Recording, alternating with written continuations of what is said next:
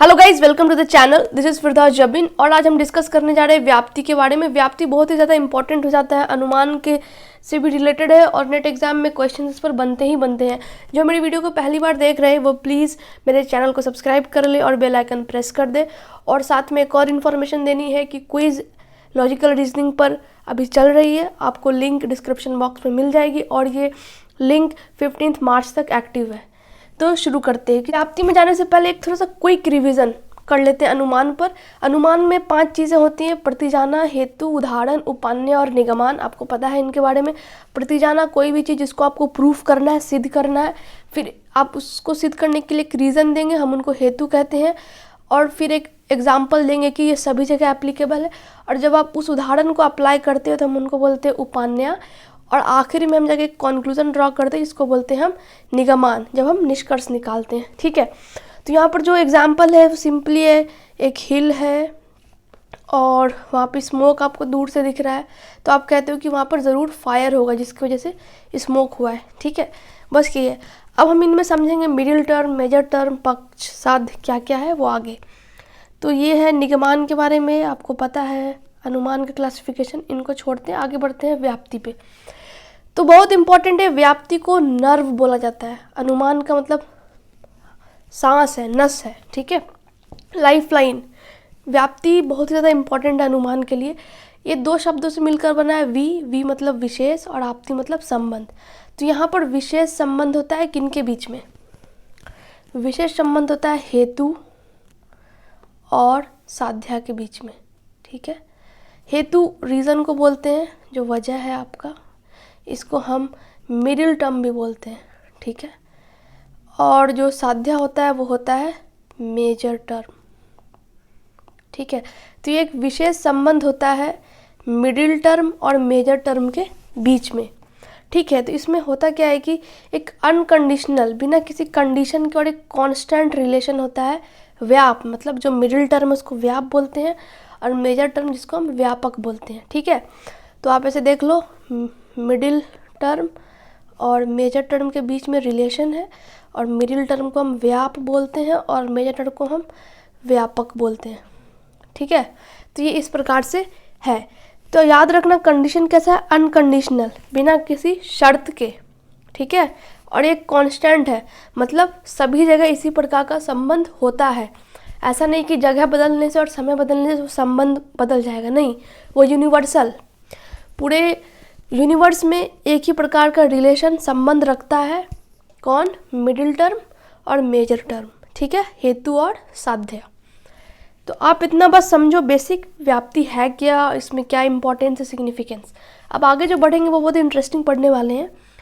यहाँ पे आपके पास एक विजुअल रिप्रेजेंटेशन है। ठीक है, तो देखो, जब मैं आपको बता रही थी अनुमान में, वहाँ पे था कि द हिल हैज़ फायर, यही है ना, द हिल हैज़ फायर, क्योंकि वहाँ पे स्मोक है। जो क्योंकि होता है वाई, हेतु, वो बन जाता है मिडिल टर्म। तो यहाँ मिडिल टर्म क्या हो गया? स्मोक, जिसको हम व्याप भी बोलते हैं। ठीक है, और ये जो आग लगी है वो किस पे लगी है? माउंटेन पे। तो माउंटेन यहाँ पर हो जाएगा माइनर टर्म। तो जो पक्षा होता है वो हमेशा क्या होता है? माइनर में जाएगा। ठीक है, और एक है मेजर टर्म, यहाँ पे इसको बोलेंगे फायर। ठीक है, इसको साध्य बोलते हैं इंडियन लॉजिक में। तो मेजर टर्म क्या हो गया? फायर। तो जो पहाड़ी है, जो घाटी है, वो माइनर हो गया।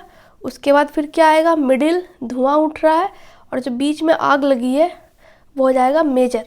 अब देखो, अगर मैंने दूर से किसी पहाड़ी को देखा और मैं बोलती हूँ कि वहाँ पर आग लगी है, तो जो मैंने रीज़न दिया ना आग लगने का, मैंने बोला वहाँ पे आग लगी है, तो आग जो लगा है वो मैंने कह दिया, पहाड़ी पर लगा है, तो वो बन गया माइनर टर्म। अब मेजर टर्म क्या होगा? आग, क्योंकि आग के वजह से धुआं हो रहा है। ठीक है, तो जो सबसे इम्पोर्टेंट रोल है यहाँ पे वो आग है। आग है तो धुआं है। ठीक है, तो फायर हो जाता है मेजर टर्म, जिसको हम बोलते हैं साध्य, और स्मोक हो गया माइनर टर्म, जिसको हम कहेंगे हेतु। ठीक, इतना समझ रहे हो? जो भी आप रीज़न देते हो, वजह देते हो, कारण, वो हेतु में गिनाता है। अगर मैंने बोला वहाँ पर आग लगी है तो उसकी वजह क्या थी, धुआं, तो धुआं क्या बन गया, हेतु, रीज़न। ठीक, अब मैंने किसके बारे में बात करी, आग, तो आग बन गया मेजर। अब आग कहाँ पर लगी है, तो वो लगी है पहाड़ पर। ठीक है, तो कहाँ लगी, पहाड़ पर, माइनर टर्म। क्यों मुझे लग रहा है, क्योंकि मैंने धुआं देखा, तो मिडिल टर्म, हेतु। ठीक है, जिसको हम व्यापक, आप इनको याद रखना जो भी इंडियन नेम्स हैं। अब आगे बढ़ते हैं। देखो, हेतु और साध्य के बीच में जो रिलेशनशिप होता है उसको हम क्या बोलते हैं, व्याप्ति। ठीक है, तो आप यहाँ देखो, हेतु क्या था यहाँ पर, स्मोक। ठीक है, तो लिख दो, हेतु यहाँ पर स्मोक था और साध्य क्या था, फायर। तो इन दोनों के बीच में जो रिलेशनशिप है उनको हम बोलते हैं व्याप्ति। यही विशेष संबंध है जिसका मैंने आपको पहले डेफिनेशन बताया था कि जहाँ जहाँ आग है वहाँ वहाँ धुआं है, और ये एक अनकंडीशनल और कांस्टेंट रिलेशन है आग और धुआं के बीच में। अब देखो, आपके दिमाग में बहुत सारे एग्जाम्पल्स आ रहे होंगे जहाँ पर ये वैलिड नहीं होता है। ठीक है, जब ये इनवैलिड हो जाता है तो वहाँ पर जो सिनेरियो बनता है वो बनता है हेत्वाभास का। ठीक है, हेत्वाभास का मैं अगला वीडियो लाऊंगी, पूरे डिटेल में उसको समझेंगे, लेकिन अभी के लिए व्याप्ति पे सिर्फ फोकस करें कि वहाँ पर एक अनकंडीशनल, बिना शर्त का, और एक कांस्टेंट, समान संबंध रहता है अक्रॉस द यूनिवर्स। ठीक है, तो ये आगे देखो, जब पक्ष यहाँ पर क्या था, पहाड़ी थी। ठीक है, हिल, और हेतु क्या था, स्मोक। जब पक्ष और हेतु के बीच में संबंध हो उसको हम कहते हैं पक्षधर्मता। ठीक है, पक्षधर्मता। अब आगे देखो, जब पक्ष क्या था, हिल, और साध्य क्या था, स्मोक। जब पक्ष और साध्य के बीच में संबंध हो उसको हम कहते हैं परमसा। ठीक है, ये कुछ टेक्निकल चीज़ें हैं जिनको आपको याद रखना है कि जब पक्ष और साध्य के बीच में संबंध हुआ, परम साध्य वही हो गया व्यापक।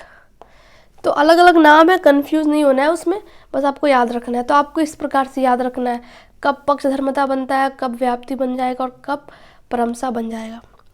ठीक है, तो व्याप्ति के लिए आज बस इतना ही। हम फिर आपको और डिटेल में अगला वीडियो लेके आएंगे जहाँ पर हम टाइप्स आपको बताने वाले इन्फ्रेंसेस के। ठीक है, तो वो भी बहुत ज़्यादा इम्पॉर्टेंट टॉपिक हो जाएगा आपके लिए, लेकिन अभी के लिए बस इतना याद रखो कि पक्षा क्या है, साध्य क्या है, हेतु क्या है। ठीक है, और इनवैलिड वैलिड वाला जो हेत्वाभास है वो हम आगे लेके आएंगे, तो आपको समझ आएगा कि कई बार ये जो व्याप्ति है या जो हेतु है वो गलत साबित हो जाता है, और उसके बहुत सारे टाइप्स हैं कि कब किस प्रकार से वो गलत होता है और उसके नाम क्या होते हैं। ठीक है, तो अभी के लिए शॉर्ट वीडियो रखते हैं सिर्फ व्याप्ति को समझने के लिए कि हेतु और जो मेजर टर्म है उनके बीच के संबंध को व्याप्ति बोलते हैं। बस इतना याद रखना है। ठीक है, और ये एक विशेष संबंध है। अगला वीडियो हम लाएंगे आपके लिए हेत्वाभास के लिए, बहुत इंपॉर्टेंट, और ये बहुत ज़्यादा रिलेटेड है, कनेक्टेड है व्याप्ति के साथ, क्योंकि हेत्वाभास क्या होता है, फैलेसी, जो गलतियां व्याप्ति में आ रही हैं वो हम हेत्वाभास के अंदर पढ़ते हैं। तो गाइज आज के लिए बस इतना ही।